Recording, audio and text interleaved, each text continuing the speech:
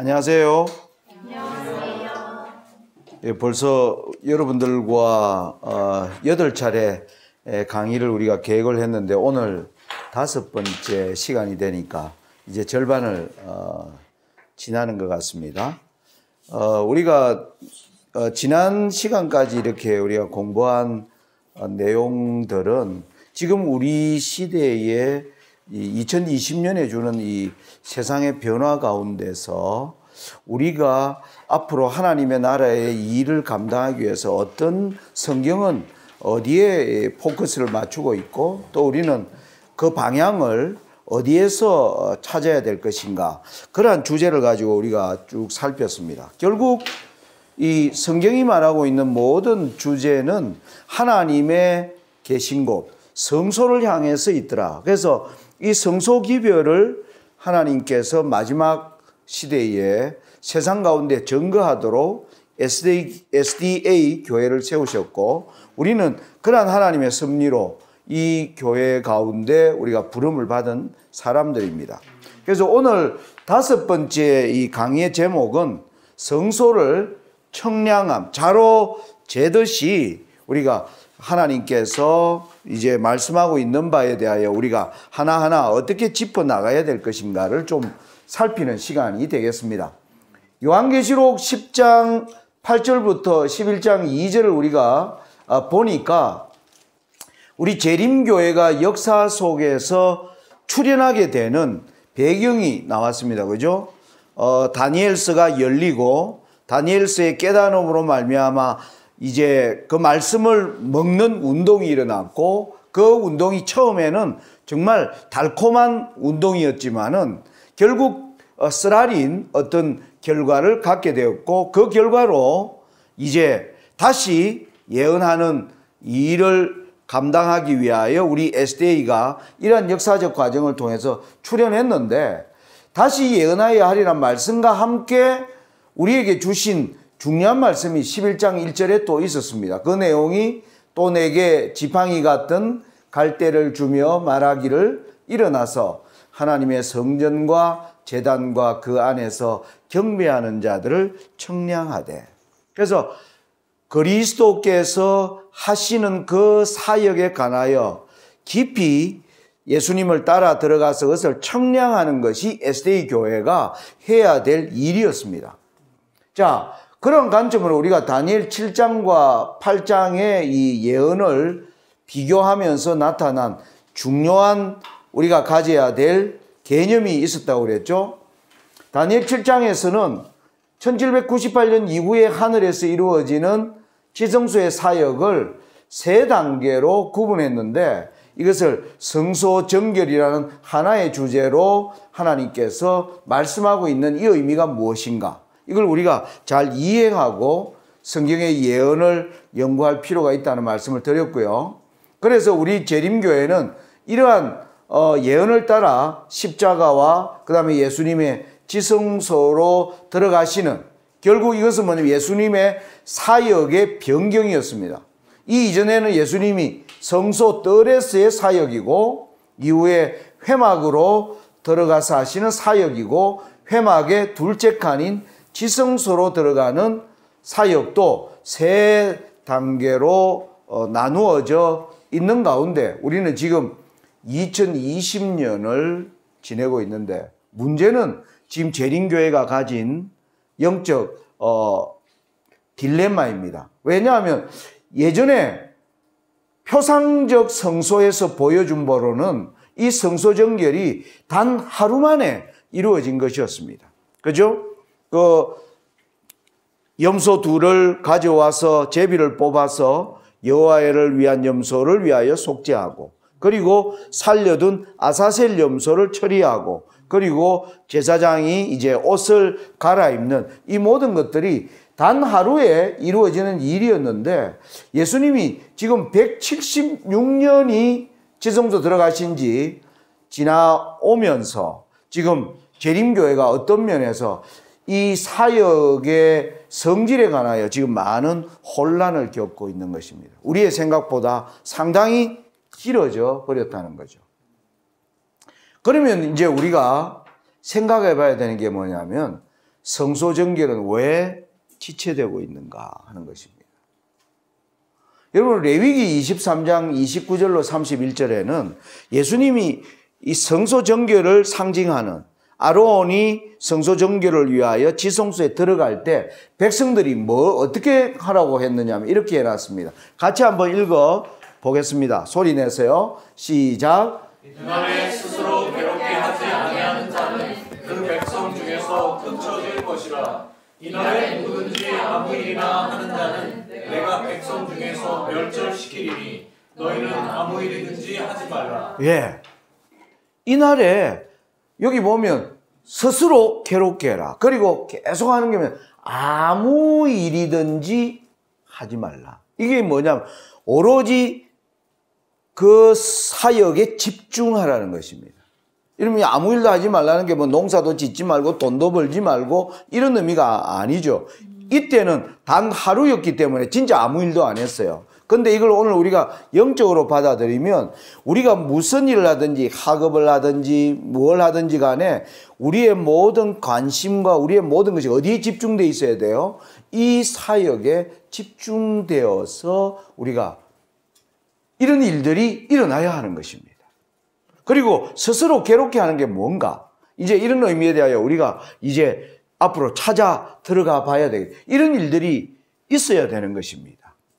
자, 그 다음에 또 요엘서에 가면 이렇게 나옵니다. 너희는 시온에서 나팔을 불어 금식일을 정하고 성회를 선거하고 백성을 모아 그 회를 거룩해 하고 장로를 모으며 소아와 젖먹는 자를 모으라. 그러니까 하나님의 거룩한 이 엄숙한 사역을 위하여 내 주변에 나의 사랑하는 가족들, 그리고 이 말씀을 사모하는 하나님의 백성들, 이런 사람들이 모여서 금식하며 그 날에 하나님의 하시는 사역을 집중하는 이런 일들이 있어야 하는 것입니다. 엘렌 지 화이트는 이런 것을 얘기하면서 대쟁투 425페이지에 이렇게 말씀을 하고 있어요. 조사 심판이 진행되는 동안 회개한 신자들의 죄가 성소에서 도말되는 동안 세상에 있는 하나님의 백성들 사이에는 정결케 하고 죄를 버리는 특별한 일이 이루어져야 한다. 이 예수님의 이 사역을 말씀을 통해서 연구하고 따라가는 자들은 내 생애에서 필요되는 정결, 그리고 내가 여전히 빠져있는 죄의 문제에 대하여 이걸 어떻게 해결할 것인가에 대한 굉장히 깊은 고민이 생기는 겁니다. 이런 일들이 일어나야 된다. 그런데 이런 일이 우리 지금 교회 안에서 이런 분위기가 사라져 있는 것입니다. 세상의 물결들이 들어왔고요. 세상의 가르침들이 교회의 가르침과 막 섞여져 있습니다.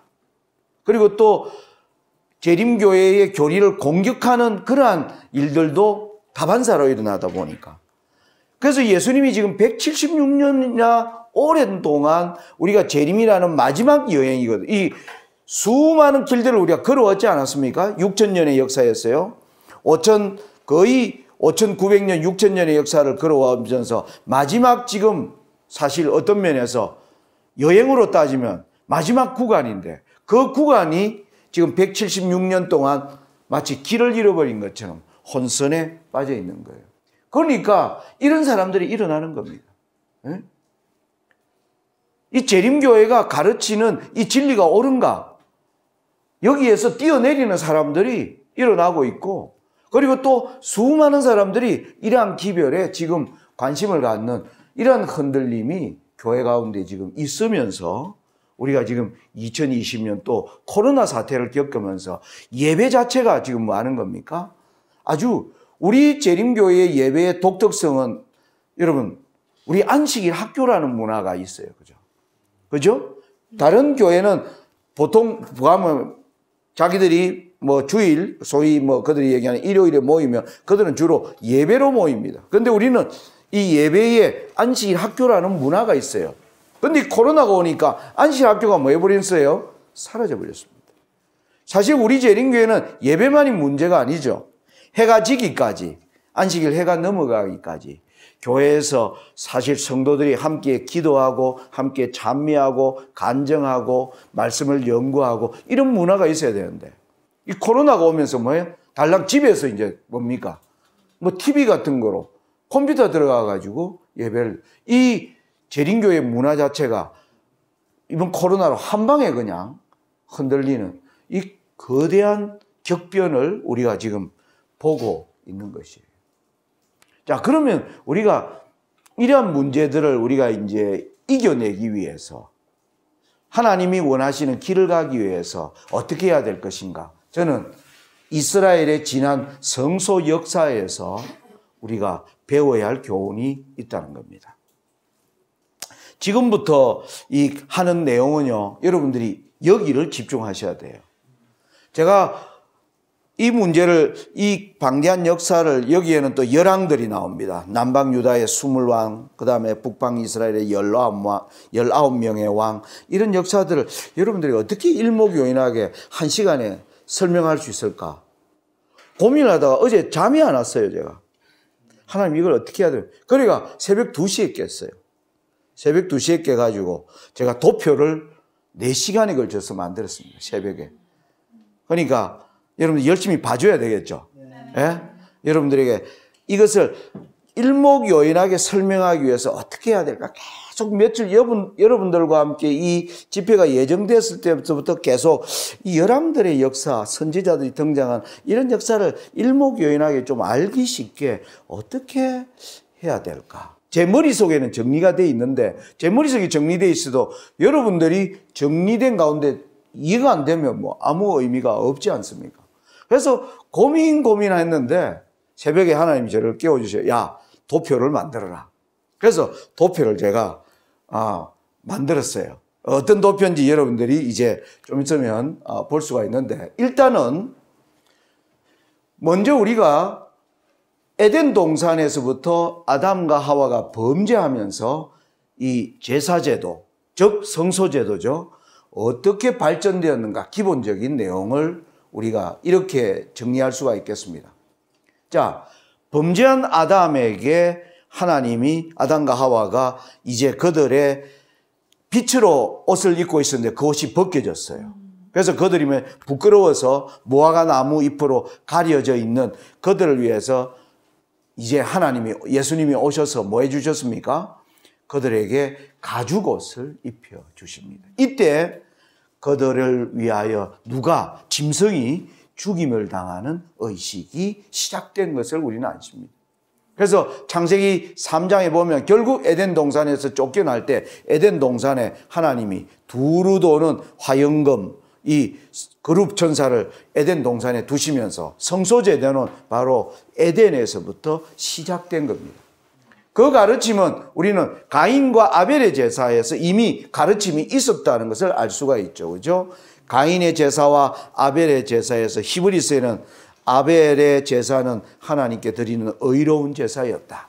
하나님의 의를 갈망하는 제사는 무엇이었습니까? 그의 양을 그가 기른 가장 흠없는 양을 하나님께 드림으로 말미암아 간합되는 이 제사는 계속 내려와서 노아 홍수 이후에 방주에서 나와서 창세기 8장에 보면 제일 먼저 한 일이 뭐였습니까?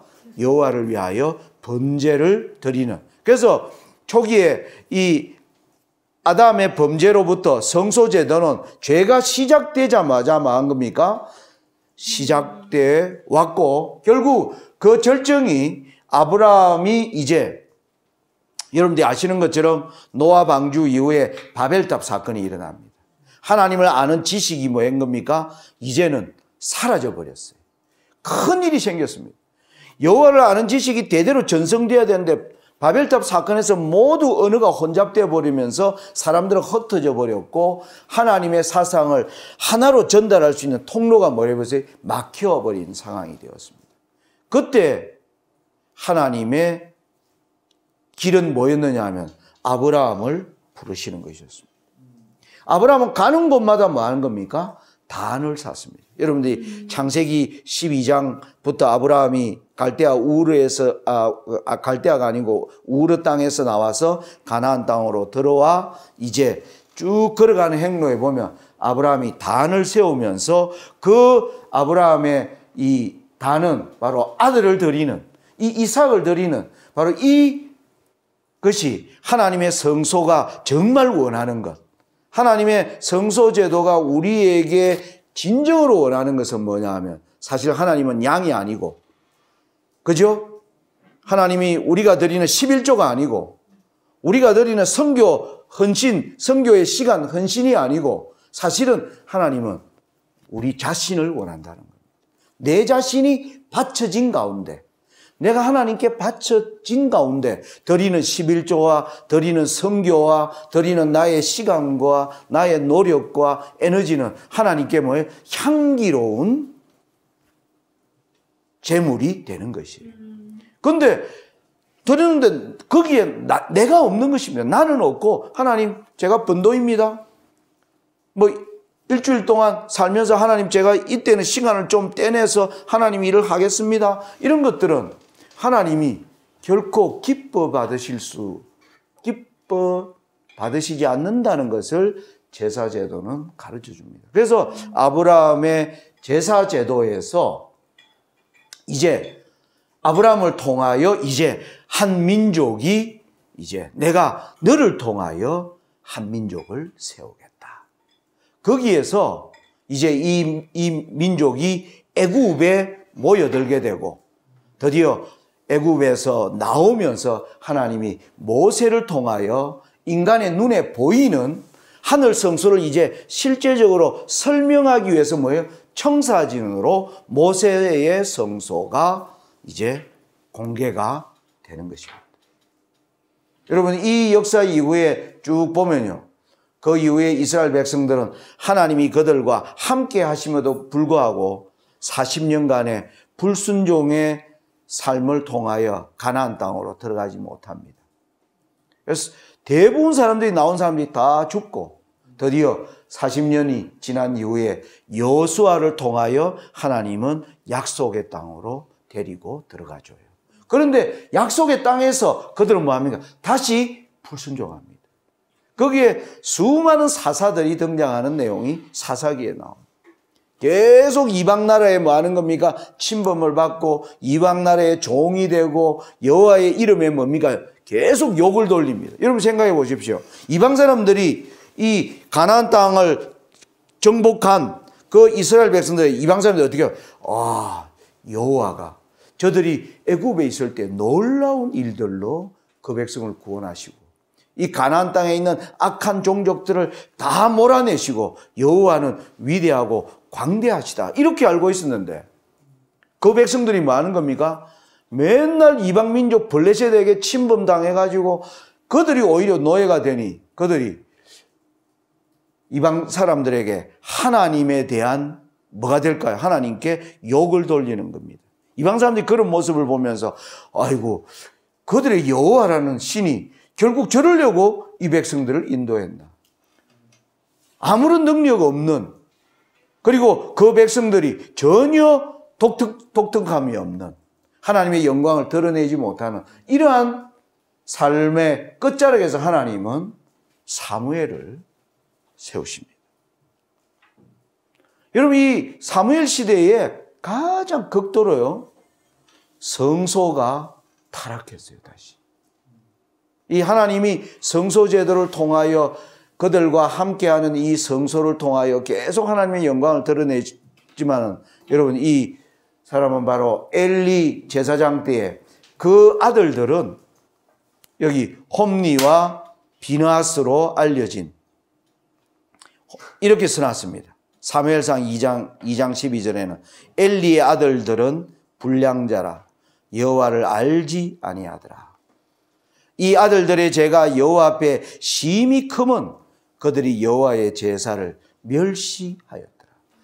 제사장으로 세움을 받은 자들이 하나님의 제사를 멸시하는 것입니다.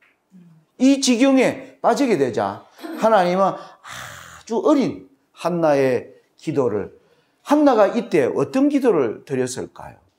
이 여호와의 제사가 무너진 것을 보면서 한나는 자식이 없었습니다. 하나님께, 하나님 제게 자식을 주신다면 제가 그 아이를 구별하여 키우겠습니다. 그 한나의 기도는 하나님께 상달되었고 하나님은 한나에게 사무엘이라는 아이를 주셨습니다. 이 어린아이를 뭐예요? 에봇을 입힙니다. 하나님의 성소를 보관하기 위한 하나님의 마지막 어떤 뭐래요? 성소를 지켜내기 위한 이 수많은 제도들이 그렇게 알려져 왔고 하나님이 그 백성들을 위하여 놀라운 일들을 행하셨지만은 결국 계속 하나님을 떠나고 범죄하고 해서 마침내 여호와의 제사가 이제 뭐하는 멸시받는 그러한 지경에 빠졌을 때 하나님은 사무엘을 통하여 이제 대반전을 다시 이루십니다. 하나님은 우리 인간의 불순종으로 말미암아 하나님의 사업이 욕을 받고 지장을 받기는 하지만 하나님은 그 사업이 그렇다고 그것 때문에 무너지게 절대 하지 않으시고 하나님은 당신의 방법으로 뭐 하는 겁니까? 다시 그것을 세우시는 분이심을 우리가 역사를 통해서 알 수가 있습니다. 이 사무엘이 자라나고 있을 때 이 홈리와 비느하스는 블레셋과의 전쟁에서 뭐합니까? 아주 정말 불경스러운 일을 합니다. 하나님의 지성소에 들어가 가지고 언약궤를 들고 메고 나와가 전쟁터에 이것만 있으면 마침 전쟁을 이길 것인 거죠. 법궤는 뭐였습니까? 오히려 블레셋 사람에게 빼앗겨 버리는 그 역사가 바로 사무엘 시대에 이루어진 겁니다. 사무엘이 이제 그 가운데 나이가 이제 들어가는데 사무엘 8장에 보면 그들이 뭐냐면 당신이 계실 때 우리는 성소제도 이게 하나님이 친히 우리의 왕이 되시는 걸 원하지 않는다. 우리도 이방 사람처럼 뭘 달라 그럽니까? 왕을 달라고 그럽니다. 왕을 달라고. 이건 굉장히 위험한 발상이에요. 왜냐하면요, 여러분 이방 나라의 왕의 제도의 왕의 개념은 왕은 하나님이다. 이렇게 이방 나라들은 그렇게 가르칩니다. 왕은 마음대로 할 수 있다. 그런데 이스라엘에게 주신 이 개념은 하나님이 왕이시다라는 개념이에요. 사실 이전의 모든 하나님께 순종하는 하나님의 사람들은 하나님이 왕이시더라고 믿고 따라간 것입니다. 그것이 성소제도가 보여주는 아주 중요한 사상이고 관념이에요. 그런데 그들이 여호와께 왕을 달라 할 때 이 왕이 어떤 지경에 가게 될 것인가 우리가 예상할 수 있겠죠. 거기에서 사무엘 때에 하나님이 고집스러운 그들을 위하여 왕정제도를 허락을 합니다. 자, 사울이 등장을 했고요. 사울이 왕이 되어서 얼마나 처음에는 겸손한 종으로 보였지만은 그는 평생을 뭐합니까? 자기의 자리를 위협할 것처럼 보이는 다윗 잡는데 그의 모든 에너지를 쏟습니다. 그러니까 우리가 권력자가 되면 그 권력을 지키기 위한데 혈안이 되는 모습을 보여주는 겁니다. 그 후에 다윗은 그런 모습을 보면서 아주 교훈을 많이 받아요. 그래서 다윗은 평생에 여호와 앞에서 겸손한 주의 종입니다.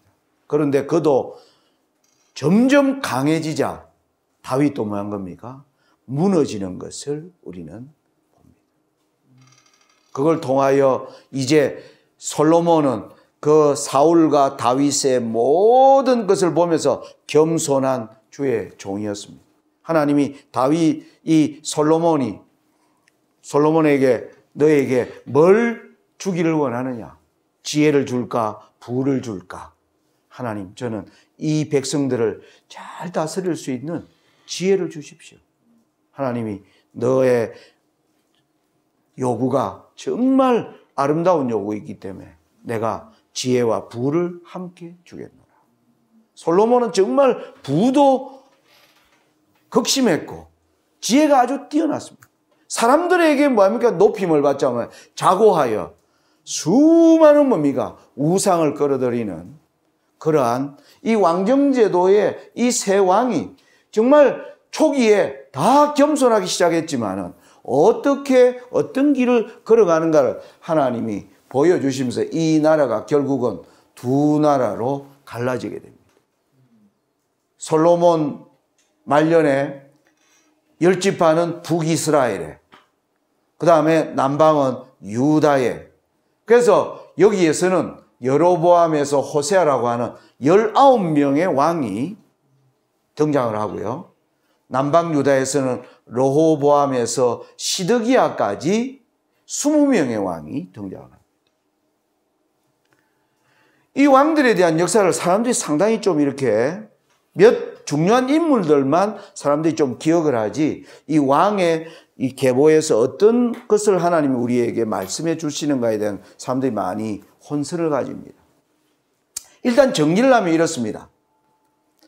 처음에 두 나라로 갈라졌는데 이 북방 이스라엘이 먼저 망하죠. 아수르에 망합니다. 아수르에 망할 때 남방 유다의 왕은 히스기야 왕이었습니다.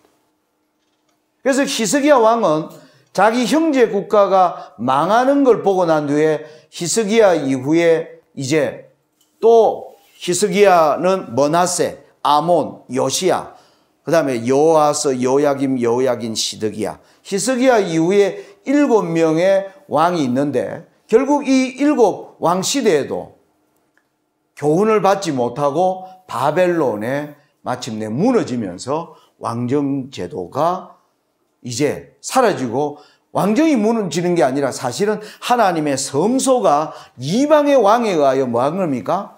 파괴되는 역사가 여기에서 일어나는 겁니다. 제가 이 역사를 이제 한번 정리를 하는 겁니다. 이건 제가 그린 건 아니고요. 인터넷에 일단 따왔고요. 자, 여기 보면 북방 이스라엘의 왕의 계보, 마지막 왕이 여로보암부터 시작해서 19번째 왕이 호세아입니다. 호세아가 히스기야 왕 6년에 이 아수르에 망해요. 그래서 북방 이스라엘이 망한 이후에도 약 150년간 유다는 뭡니까? 하나님께 헌신하여 돌아갈 수 있는 기회가 있었습니다. 그런데 그들도 여기에서 교훈을 얻지 못하고 결국 이제 바벨론에 멸망을 당하는데, 자, 여러분들이 아셔야 될 게 뭐냐면 지도를 보면 이제 여기가 북쪽 이스라엘이에요. 남방왕국 유다입니다. 이 나라를 둘러싸고 있는, 언제나 이 두 나라가 하나님께 충성되면요, 하나님이 이 나라를 강하게 해서 이 모든 민족들이 하나님의 나라를 두려워했습니다. 그런데 이들이 하나님께 범죄하면 뭐 하는 겁니까? 이들이 끊임없이 침범에 들어오는, 특별히 북방 이스라엘은 아람의 엄청난 침공을 받는 역사가 나옵니다. 여러분들이 잘 아는 나만 장군 이야기, 이런 인물, 나만이 바로 아람의 군대 장관이에요. 그래서 이 분열된 왕국 가운데 가장 많이 침범한 나라는 바로 북쪽에 있는 아람이었는데요. 이제 내가 이 열왕기를 어떻게 여러분들이 끊어서 이해하기 쉬우냐 하면은 예후 때까지를 여러분들이, 이게 하나의 단락입니다. 자, 이 왕들이 쭉 나와요. 여기는 북방 이스라엘이고요. 여기는 남방 유다예요. 제가, 자, 이게 무슨 뜻이냐 하면 이 왕 때 이 왕들이 있었다는 겁니다. 무슨 말인지 아시겠어요?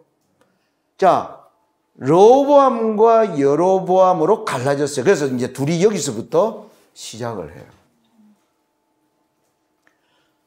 처음 갈라져 가지고, 처음에 이제 여로보암이 여기서 갈라지니까 이 둘 사이가 어떻겠습니까? 안 좋았죠. 그래서 싸웁니다. 전쟁이 언제까지요? 이때까지 북방 이스라엘과 남방 유다 간의 전쟁이 일어나는, 형제끼리 이제 뭐 하는 겁니까? 형제 국가끼리 싸우는 기간인데, 싸우면서도 이 르호보암과 아비암은, 여기는 보면 색깔이 다 똑같죠?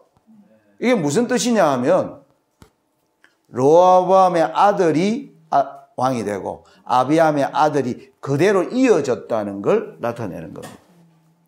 색깔이 다르다는 것은 그 집안에 사람이 올라오는 게 아니라 다른 사람이 올라와서 왕조를 이룬다는 표시를 제가 이렇게 구분을 해놓은 거예요. 그러니까 남방 유다는 계속, 요건 나중에 얘기하겠는데, 계속 뭐냐면은 다윗의 직계로 쭉 왕들이 이어져 내려옵니다. 하나님이 왜냐하면 다윗의 헌신을 보면서 너의 보좌는 영영하리라 하나님이 약속하셨거든요. 자, 그런데 이 북방 이스라엘은 왜 시작부터 여로보암이 나답을 낳았는데 나답은요 바하사에서 칼을 맞아 죽어요. 그래서 바하사가 왕위를 탈취합니다. 그래서 바하사는 엘라에게 자기 왕위를 넘기는데 엘라는 시므리에게 칼 맞아 죽어요. 이 열왕기를 여러분들 연구를 하면 제가 여러분들 여기를 읽어보면 이 역사가 나옵니다. 시므리는 이 왕을 엘라를 죽인 관계로 이제는 시므리가 왕위를 찬탈했다 이래가 디브니와 오므리가 서로 왕위를 찬탈하기 위하여 약 4년 동안 전쟁을 일으킵니다. 자기들끼리 왕위 쟁탈전이 일어나서 오므리가 왕이 돼요. 그래서 오므리가 4대에 걸쳐서 4명의 왕을 배출해 냅니다. 그러다가 여호람은 예후에게 칼 맞아 죽어요. 그러니까 왕들이, 자, 그런데 여기서 이제 왜 북방 이스라엘은 이렇게 왕가가 계속 이렇게 끊어지느냐. 하나님이 애초부터 여로보암에서 불순종했습니다. 여로보암은 그가 10지파를 가지고 나오자마자 그가 만든 게 뭐예요? 예루살렘으로 백성들이 갈까봐 두려워서 뭐 했습니까? 단에다가 뭘 만들었습니까? 거짓 성전을 세웠습니다. 그러니까 하나님의 성소가 아닌 아주 가짜 성소를 만드는 거예요. 거기에 애굽에 뭐예요? 송아지를 떡 만들어 놓고 백성들에게 거기 가서 제사를 지내도록 했습니다. 제사장이 없어요. 어떻게 했을까요? 아무나 제사장 세웠습니다. 그리고 유월절, 무교절, 뭐 이런 요제절, 오순절 이런 절기 제도를 뭐 유대 그대로 하기에는 제사장이 없으니까 비슷하게 해서 다 가짜로 여로보암은 시작을 했습니다. 처음부터 불순종으로 치달았어요. 그래서 이 나라가 뭐 한 겁니까? 계속 오래가지 못합니다. 그러니까 이후의 왕들은 어떻게 해야 돼요? 앞에 예를 들어서 바하사가 왕이 되었을 때 이 앞에 왕조가 불순종하면 이렇게 비참하게 짧은 시간에 그의 기간을 끝냈으면 나는 하나님께 뭐 해야 되겠다? 순종해야 되겠다. 이런 교훈을 하나님이 끊임없이 주시는데 그 교훈을 우리는 받는데 뭐 하는 겁니까? 실패하는 사람들 나타내는 것입니다. 그러다가 자, 여러분 여기에서 여기까지요. 약 한 7, 80년 동안 나라가 굉장히 혼란스럽습니다. 이때는 수도도 없었어요. 사마리아가 아직 건설되기 전이었습니다. 이게 나라를 세우기는 세웠는데 수도도 없고 나라를 세울 왕조가 뭐 하는 겁니까? 맨날 칼 맞아 죽고 칼 맞아 죽고 뭐예요? 다른 사람이 올라오고 혼란 가운데 빠져 있는 거예요. 하나님이 이들을 위하여 하나님의 은혜를 베푸시는 게 오므리 때에 하나님이 이 나라가 평안하도록 길을 열어주십니다. 계속 혼란 가운데 너는 이제 뭐 해라? 제대로 해라. 그런데 이 오므리는요, 자기가 이제 강성해지고 힘이 생기게 되자 누구와 연합을 하느냐면 시돈과 연합을 합니다. 두로, 시돈. 그와 연합을 합니다. 그 두로의 그 시돈의 딸이 공주가 이세벨이에요. 유명한. 자기 아들 아합을 누구와 결혼시킵니까? 오므리는 아합을 이세벨과 결혼시키는 겁니다. 여러분, 이세벨은 뭐예요? 엣바알의 딸이에요. 엣바알이라는 말은 무슨 말이냐면, 이세벨은 태어나자마자 나는 바알을 위하여 목숨을 바치겠다고 작정한 여인이에요. 누구를 위하여 목숨을 바치는 게 아니고 하나님을 절대 뭐예요? 믿지 않고 하나님을 대항하여 살겠다고 맹세한 딸을 뭐예요? 이스라엘 입장에서는 국모가 된 거죠. 네. 이 결혼을 한 겁니다. 이 사이에 뭐가 나느냐면 아합과 이세벨 사이에 아달랴라는 딸이 나와요. 이 딸이 누구와 결혼하면 이 여로보암의 아들 여호람과 결혼을 합니다. 이 아합과 이세벨 사이에 난 이 아합이 여호람과 결혼한다. 여러분, 이거 재밌는 게 이 왕 이름이 똑같아요. 그래서 어떤 사람이 열왕기를 할 때 왕의 이름이 똑같으니까 이게 누군지 막 사람들이 헷갈리는 겁니다. 북방 이스라엘에 보면 아합의 아들이 아시아와 여호람이에요. 아이고, 이게 글이 잘못됐네요. 아이고, 여호사밧입니다, 이거. 여로보암이 아니고 여호사밧. 여러분, 남방 유다에 아주 전쟁을 치르는데 군사를 모으지 않고 뭐 하는 겁니까? 찬양대를 내세워서 전쟁을 이기는, 아주 글을 잘못 썼습니다. 이 여호사밧이 여호람을 결혼을 시켜가지고 이 둘이 사돈을 맺었어요. 그런데 아들 이름들이 뭐인 겁니까? 똑같은 겁니다. 그러니까 이것 때문에 사람들이 열왕기를 읽을 때 굉장히 헷갈려요. 여기 여호람이 또 나왔다가 또 저기에도 나오고 뭐 죽었는데 또 나오고 이러니까 사람들이 헷갈리는 겁니다. 얼마나 친밀하려고 했는가. 자, 여러분, 여기서 이제 남방 유다 얘기를 제가 조금 할게요. 남방 유다가 처음에는 여기에서 10지파가 분리돼 나가니까 이들과 싸운 겁니다. 이 르호보암과 아비암은 하나님께 헌신하지 않은 왕들이었어요. 그래서 하나님이 이들의 삶을 짧게 했습니다. 그런데 아비암의 아들 아사는 왕이 되자 아사가 통치하는 동안 북방에서 왕이 몇 명 나오느냐면 하나, 둘, 셋, 넷, 다섯, 여섯 명이 북방 이스라엘은 6명의 왕이 교체될 동안 아사가 통치를 합니다. 아사는 형제 국가를 보면서 뭐 하는 겁니까? 하나님께 불순종하면 나라가 혼란스럽고 자기의 장래도 온전하지 않다는 걸 깨달으면서 하나님께 헌신하는 왕이었습니다. 이 아버지의 헌신은요, 여로보암이 아니고 여호사밧도 이것을 배웁니다. 여호사밧도 하나님 앞에 경건한 왕으로 기록되어 나옵니다. 그런데 여호사밧이 한 가지 치명적인 잘못을 해요. 왜냐하면 왕은 나라를 다스리면 이 나라가 평안하기를 원하겠죠. 그죠? 평안하고 강하기를 원합니다. 그런데 평안하고 강한 거는 사실 어디에 있나요? 여호와께 순종하는 데 답이 있는 겁니다. 무슨 말인지 알겠어요? 그 나라를 더욱더 평안하게 하고 그 나라를 더욱더 강하게 하는 거는 하나님께 헌신을 하는 거를 계속 더 깊이 헌신하면 되는 것입니다. 그런데 여호사밧은 헌신 가운데 이 형제 국가와 뭐하자? 지금까지 싸웠는데 이제 뭐하자 우리가?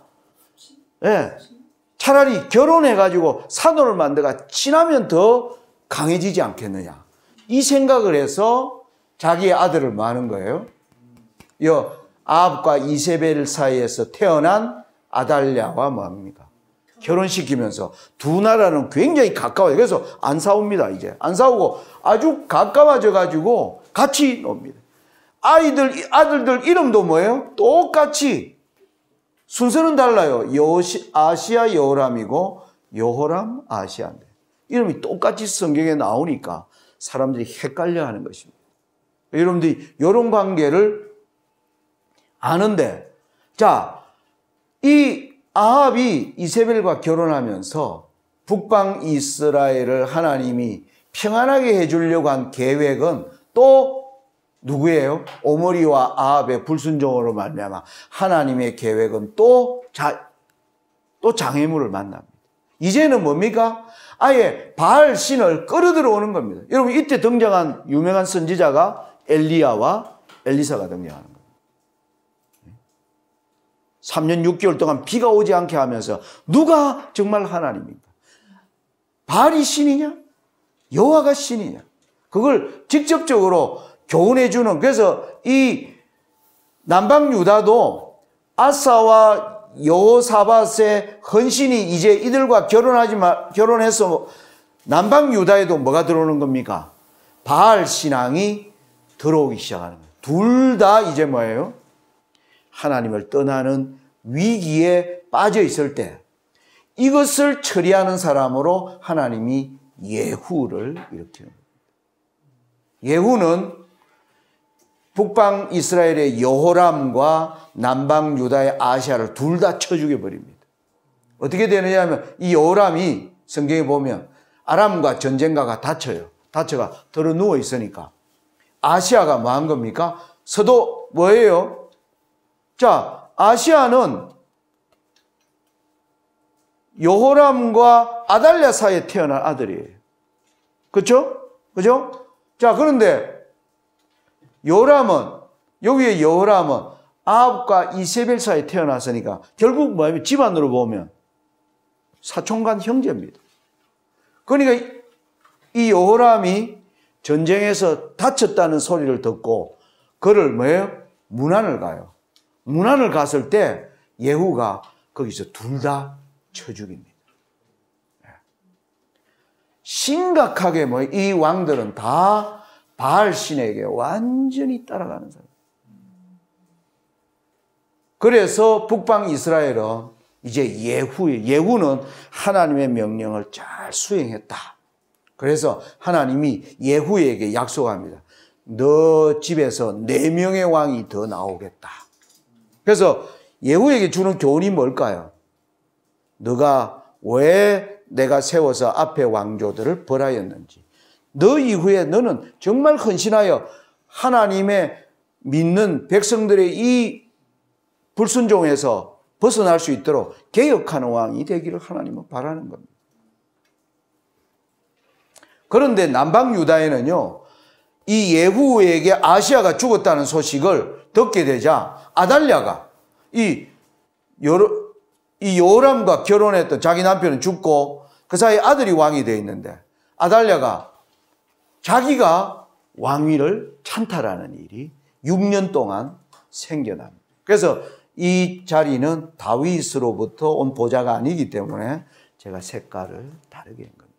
그래서 여러분들이 열왕기상의 남방 유다와 북방 이스라엘의 역사를 연구할 때 예후 이전으로, 그러니까 예후 이전에 뭐 한 겁니까? 서로 싸우다가 우리 싸우지 말고 친하자 하면서 뭡니까? 바알 신앙이 들어오면서 둘 다 완전히 하나님께로 신속하게 떠나게 될 때 하나님이 누구를 통해서? 예후를 통해서 징벌한 그 이후의 역사로 우리가 나누면 좋은 겁니다. 자, 이제 예후 이후를 보면 이렇게 나와요. 예후는 하나님의 말씀대로 요아스, 여로보암, 스가랴 4명의, 그래서 한 집안에서 나왔기 때문에 색깔이 같습니다. 이때는요, 북방 이스라엘이 번영의 시대였어요. 하나님이 예후에게 내가 너를 번성하게 하겠다 약속했거든. 하나님의 말씀에 따라 뭐였습니까? 바알의 그 사람들을 처단한 겁니다. 그런데 처단하고 이것을 자기 아들들에게 개혁의 신앙을 가르쳐 줘야 되는데 높은 자리로 올라가면 그렇게 안 하는 거예요. 무슨 말인지 아시겠습니까? 사람이 권력과 부를 가지게 되면 우리가 열왕의 역사에서 그걸 배우는 거예요. 수많은 교훈들을 배울 기회가 있었어요. 우리 개인적 신앙도 여러분들이 가만 보면 그렇습니다. 저도 지난날 저를 가만히 돌이켜보면 정말 교훈을 배울 저의 기회들이 정말 많았어요. 그런데 가만 돌아보면 정말 하나님께 죄송한 것은 그 교훈에서 제대로 하나님께 저도 돌아오지 않았다는 것을 고백할 수밖에 없어요. 감사한 것은 하나님이 이런 백성들을 그래도 버리지 않으신다는 겁니다. 버리지 않으시고 끊임없이 선지자를 보내시고 그들을 위하여 하나님은 자기의 일을 하시는 가운데 그 하나님의 뜻을 따르는 자들이 일어나기를 하나님의 역사를 통해서 어떻게 일하셨는가를 이 흔적을 통해서 보고 있는 겁니다. 번영의 시대에요. 아주 하나님을 떠나는데 이제 이 여로보암은 앞에 여로보암과 이름이 같아서 역사학자들은 여로보암 2세라고 부릅니다. 보통 나눌 때. 그래서 여러분 요 차이를 북방 이스라엘 세운 여로보암과 이름은 같은 사람이기 때문에 여로보암 2세로 이해하시면 좋겠습니다. 자, 그러면서 여로보암의 마지막 이 스가랴는 아주 그 앞에 그 어떤 자기 아버지들보다 가장 패역한 왕이라서 이 스가랴는 살룸에게 다시 칼 맞아 죽습니다. 그래서 다시 왕조가 바뀌는 거예요. 북방 이스라엘은 얼마나 평안한 때가 오므리 때에 4대, 예후 때 5대, 그 나머지는 뭐 하는 겁니까? 끊임없이 칼 맞아 죽고 반역에 의하여 엄청난 혼란의 시대를 겪게 됩니다. 그러다가 호세아 11년에 남방유다는 히스기야 6년에 아수르에 망하는 거예요. 그런데 이때 예후가 다스릴 때 이때 남방유다는 이제 아까 아달랴가 예후가 이제 일어나게 되자 자기가 왕위를 찬탈했다 그랬죠. 이 찬탈한 왕위를 6년 만에 빼앗은 자가 바로 요아스입니다. 요아스가 어린 나이 8살 되었을 때 그 당시 아달랴가 막 사람들을 쳐 죽일 때 이 요아스는 젖먹이 어린아이였습니다. 그때 제사장 여호야다가 요아스를 숨겨 놓았다가 요아스가 이제 일정한 나이가 찼을 때 아달랴를 제거하고 요아스가 등장합니다. 그래서 요아스, 아마샤, 아사랴. 자, 아사랴 때에 북방 이스라엘의 왕들이 또 여러 명 등장. 이 아사랴가 유명한 뭐예요? 우시야라고 하는 왕이죠. 우시야가 어떤 왕입니까?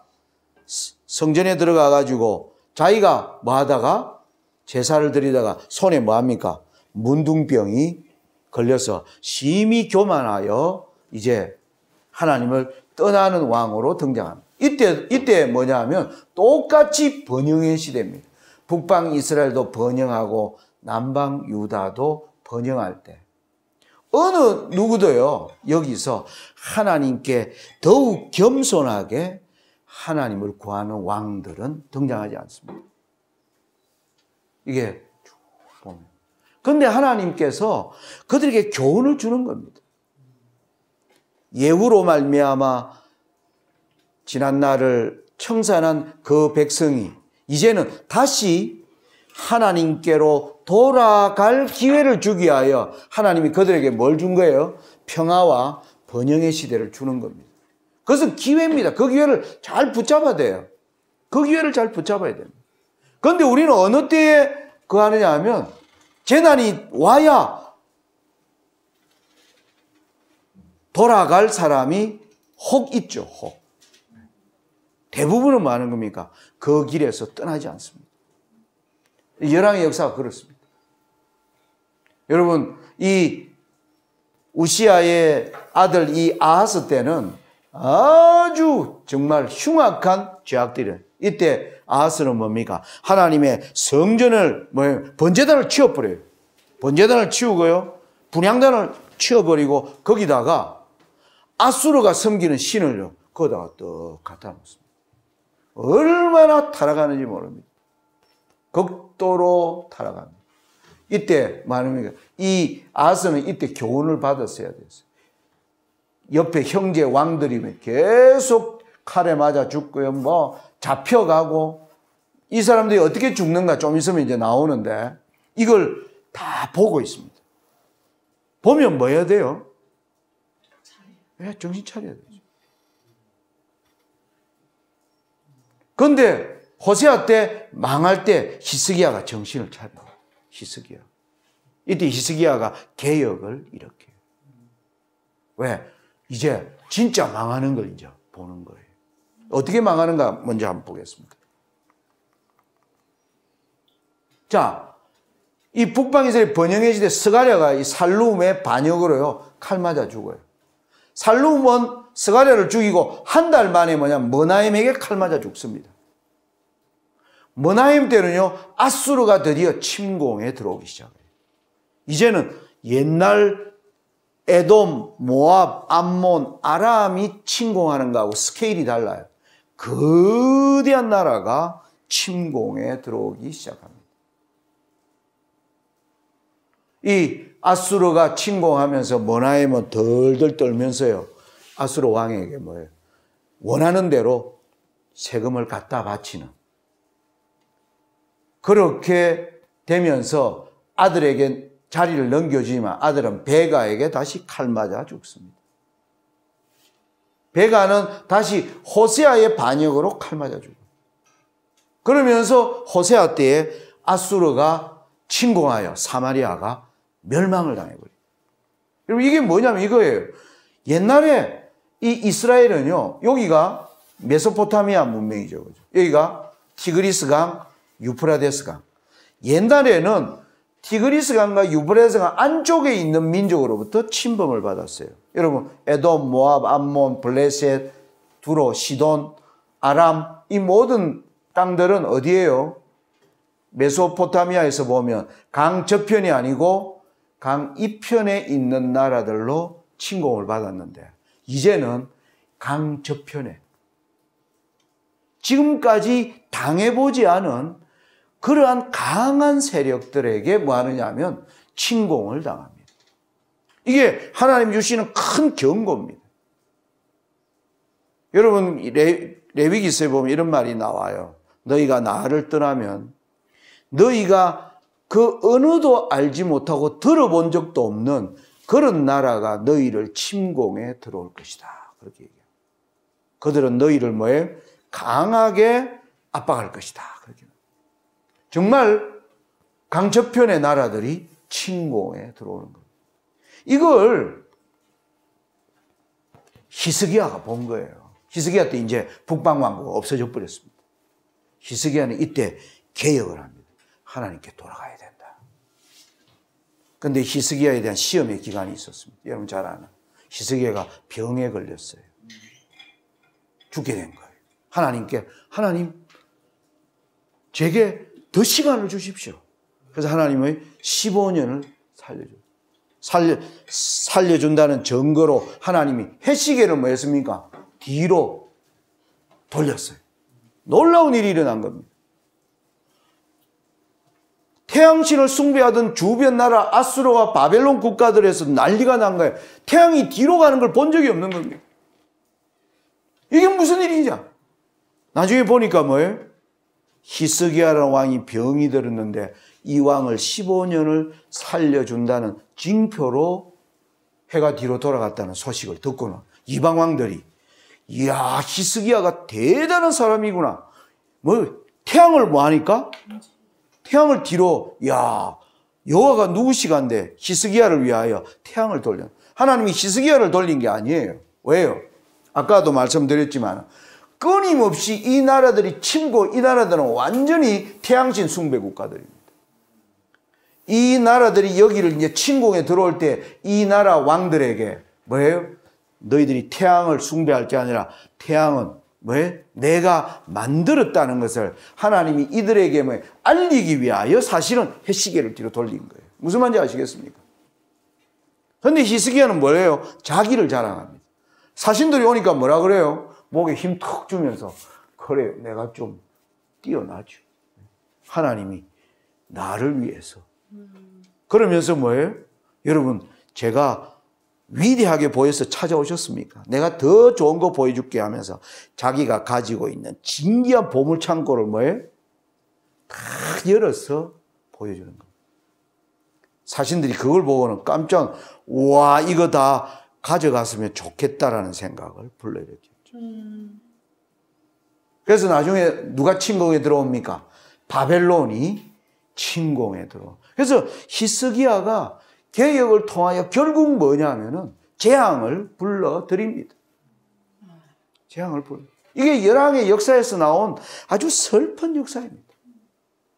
히스기야가 15년 덤으로 살 때 낳은 아들이 므낫세예요. 므낫세는 13살의 왕이 됩니다. 므낫세가 여러분 52년 동안 얼마나 악행을 했는지 이사야 선지자를 뭐예요? 목을 잘라버린 왕이 바로 유명한 므낫세입니다. 히스기야가 어떤 아들을 남기고 갔는지를 우리가 여기서 볼 수가 있던 것입니다. 이 열왕의 역사에서 참 슬픈 역사입니다. 아버지가 이렇게 엄청난 잘못한 걸 본 이 아몬이 왕이 돼서는 회개해야 되는데 아주 극악하게 해서 뭡니까? 신하에게 죽어요. 그래서 졸지의 아버지가 2년 만에 왕이 오르자마자 죽자 8살짜리가 왕이 되어서 요시야가 8살짜리가 왕이 되는 거예요. 8살짜리 왕. 요시야는 자기 정조 할아버지, 아버지 다 정조 할아버지가 어떻게 하나님을 떠났고 할아버지가 어떻게 52년 동안 악행을 했고 자기 아버지가 어쩌다가 2년 만에 저렇게 비참하게 죽어서 졸지에 8살의 왕이 된 요시야는 이때 개혁을 합니다. 다시 하나님 앞에. 성경에 보면 요시야가 16살 때 하나님을 구했다. 20살에 왜습니까? 유대에 보니까 너무나 하나님을 떠나 있는 우상들이 많아요. 그걸 뭐합니까? 다 부수기 시작합니다. 26살이 되었을 때 하나님의 성소가 해파된 성소가 제대로 아하스 때부터 완전히 문이 닫힌 채로 방치되어 있는 그 성소를 수리하고자 하다가 율법서를 발견합니다. 하나님의 율법서도 어디 있는지 몰라요. 다 내팽개쳐 버렸습니다. 오랫동안. 요시야는 그 율법서를 보면서 뭐 하는 겁니까? 깊은 회개를 합니다. 내용에 보면 이렇게 나와요. 그가 신하들을 그 당시 여자 선지자 훌다에게 보냅니다. 하나님, 우리 조상이 이렇게 범죄를 했습니다. 하나님, 우리가 이렇게 범죄했기 때문에 우리 아버지, 우리에게 당하는 이 모든 재앙은 우리가 여호와의 율법을 범한 죄악 때문에 받아야 되는 죄악입니다. 그러나 하나님, 제가 개혁을 하겠사오니 하나님 이 저주를 거두어 달라고 요청을 해요. 그런데 훌다를 통해서 오는 대답은 하나님이 거둘 수 없다. 너 때에는 내가 이 저주를 멈추겠지만 이미 이 죄는 그들의 온 백성들의 세포 구석구석에 여호와를 떠나는 이것들로 가득 차 있기 때문에 그들은 바벨론의 침공을 받을 것이다. 이게 훌다를 통해서 나온 대답입니다. 여러분 이런 얘기가 선지자 왕 385조에 요시야를 얘기하면 이렇게 요시야의 통치가 시작되었을 때 유다 사람들 중에 마음이 진실한 사람들은 여러 해 전부터 고대 이스라엘에게 하신 하나님의 약속들이 성취될 수 있을지 의심하고 있었다. 인간의 견해로 볼 때에 선민에 대한 하나님의 목적이 성취되기가 불가능한 것처럼 보였다. 이전 여러 세기 동안의 배도는 세월이 흐름에 따라 그 힘을 모았으며 10지파는 이방인 중에 흩어졌고 유다와 베냐민 지파만이 남았는데 이 지파들에게까지도 바야흐로 도덕적, 국가적 파멸이 이르러 올 것처럼 보였다. 선지자들은 그들의 아름다운 도성, 곧 솔로몬의 건축한 성전이 서 있고 위대한 국가 건설에 대한 소망이 직결되어 있는 도성이 완전히 멸망될 것이라고 예언하기 시작하였다. 이때 올라온 선지자 하박국, 스바냐 이런 선지자들이 바벨론이 들어와서 어떻게 할 것에 대한 그리고 그 당시 일어난 선지자가 누굽니까? 큰 선지자 예레미야라고 하는 이 선지자들이 일어나면 그것을 예언하기 시작한 것입니다. 하나님께서 당신을 의지하신 자들에게 구원을 주시겠다고 고언하신 목적을 외면하실 수 있을까? 의인들이 오랫동안 박해를 받고 악인들이 표면상으로 번영함에도 불구하고 하나님께 충성을 다한 사람들이 좋은 날에 대한 희망을 가질 수 있을 것인가? 희망이 다 떠나는 시대가 되었다. 이때 하나님이 이사야를 통하여 이런 말씀을 하셨습니다. 37장 우리 이 말씀 같이 한번 소리내어 읽겠습니다. 시작. 유다 족속 중에 피하여 남는 자는 다시 아래로 뿌리를 받고 위로 열매를 맺히리니 이는 남는 자가 예루살렘에서 나오며 피하는 자가 시온에서 나올 것임이라. 만군의 여호와의 열심히 이를 이루시리이다. 여러분 이때에 무슨 개념이냐? 남는 자라는 개념이 등장합니다. 남는 자. 하나님이 여러분 이사야 선지자 이전에 남는 자라는 표현을 쓴 적이 없습니다. 여러분 선지서를 읽어보면. 여러분 이사야 선지자 이전에 선지자가 여러분 잘 아는 아모스, 호세아, 요엘 이런 선지자들. 여러분 선지서 읽어보면 거기에 남는 자라는 말을 하나님 하고 있지 않습니다. 이미 이사야 선지자는 히스기야에게 뭐 하는 겁니까? 바로 바벨론의 침공을 이야기해 주는 선지자입니다. 그때 하나님이 이사야를 통하여 뭐라고 해요? 유다 족속 중에 피하여 남는 자. 유대 민족을 하나님이 택했는데 그 가운데 남는 자를 내가 뭐예요? 이렇게 세우겠다. 여러분 SDA는 남은 교회입니다. 마지막 남은 교회라는 건 마지막 교회예요. 그런데 SDA가 남는 자는 아니에요. 이건 SDA가 남는 자는 아닙니다. 이걸 여러분 잘 구분하셔야 돼요. 어떤 사람들은 SDA가 남은 교회니까 남는 자라고 생각하는데 SDA는 남는 자가 아니에요. 우리가 역사에서 배워야 되는 교훈이 그것입니다. 하나님께서 세상 역사를 끝내시는 데서 하나님이 조직된 교회를 세우는 것은 뭐예요? 마지막이에요. 분명히 SDA 교회가 마지막 교회입니다. 하나님이 유다, 남방 유다 이후에 새로운 어떤 민족적 나라를 세우는 일은 없어요. 그래서 유다도 그런 면에서는 뭐예요? 하나님이 세운 마지막. 그런데 우리가 SDA 가운데 나는 남는 자인가? 이 질문을 여러분 던져야 하는 것입니다. 그 남는 자는 누구일까요? 하나님의 말씀으로 돌아오는 자입니다. 돌아오는 자가 뭐 하는 겁니까? 피하여 남는 자는 다시 아래로 뭐예요? 하나님이 그는 뿌리를 받고 위로 열매를 맺도록 하시겠다는 거예요. 그런데 이걸 누가 이루시는가? 내가 남는 자가 되고 싶어서 되는 게 아니라 여호와의 열심히 이를 이루시리이다. 하나님이 그 일을 이루시겠다는 겁니다. 하나님.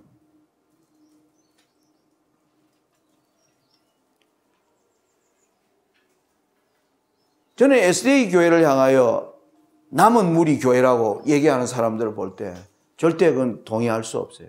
SDA 교회는 남은 교회에게만 있지만, 남은 교회는 맞지만 절대 남는 자는 아닙니다. 이 가운데서 하나님은 추려내십니다. 그래서 내가 하나님 앞에 어떠한 사람인가? 이 열왕의 역사를 통해서 우리가 그걸 배워야 돼요. 이 역사의 모든 흔적을 통하여 정말 하나님이 주시는 절호의 기회에 나는 어떻게 붙잡는가가 우리의 영원한 운명을 결정할 수 있다는 사실인 것입니다.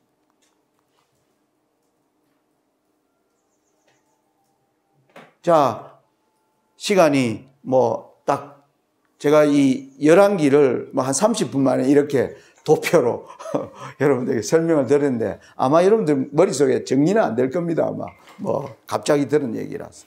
여러분들이 파워포인트 드릴 테니까 그걸 통해서 열왕기와 역대를 읽어나갈 때 이런 관점으로 읽으면 좀 왕들에 대한 정리가 여러분들이 잘 될 수 있을 것이고 거기서 우리는 열왕과 역대로부터 우리가 배워야 할 교훈이 무엇인가. 지금 하나님께서요, 이 코로나를 통하여 하나님의 백성들에게는 절호의 지금 기회를 주고 계십니다. 아직도 우리에게는 평화가 있어요. 세상이 흔들리는 걸 보여주는 겁니다. 네가 지금 어디에 기초하여 살겠느냐 우리에게 말하고 있는 겁니다. 여러분의 아버지 어머니 다 돈 번다고 열심히 막 정신없이 살아가던 그들을 코로나로 해서 스탑 시켰어요. 돌아보라는 겁니다. 지나간 삶을 돌아보라는 겁니다. 네? 이거 하나님이 우리에게 주시는 저는 아주 중요한 은혜의 지금 시간이라고 생각합니다. 이 시간에 우리가 말씀을 깊이 연구하고 기도하며 하나님께로 돌아가기 위하여 정말 눈물을 흘리며 애통할 때가 바로 지금인 것입니다. 이 기간을 잘 활용해야 돼요. 이 기회를 놓치면 이 아까 유다 백성들이 어떻게 무너지는가. 이제 잠깐 쉬고 이제 어떻게 그들이 무너져 내리는가를 함께 보면서 우리가 여호와의 열심히 남는 자를 일으키기 위하여 어떻게 일하시는가 우리 함께 공부하도록 하겠습니다. 목사님 기도해 주시고 우리 5째 강의를 마치도록 하겠습니다.